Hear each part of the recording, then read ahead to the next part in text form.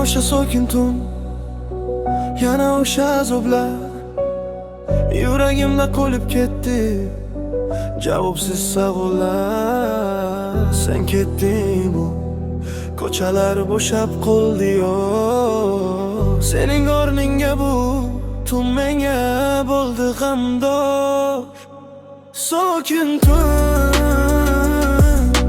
dardlarimni aytay kimga. Sokin tun, sirlarimni ochay kimga. Yuragim yig'laglaydi, eslab seni tunu kun. Nega biz ayrildik, aytgin menga sokin tun.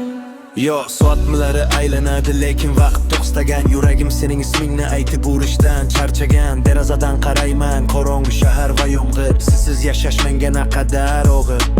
Telefon ochiq, kontaktlar ichidan seni izlayman. O'z-o'zimga pichirlab yana ismingni so'zlayman. Xotiralar qiynaydi, bitta eslatib. Ketding-ku sevgilim, yuragimni yig'latib. Sokin tun, dardlarimni aytay kimga.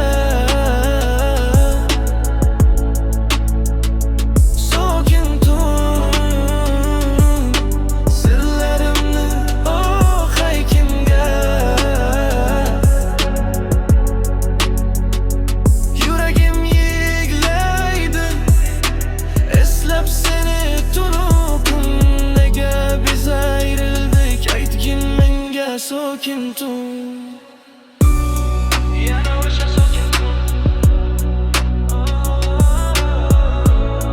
meni yolg'iz o'sha. Yana o'sha sokin tun, meni yolg'iz o'sha.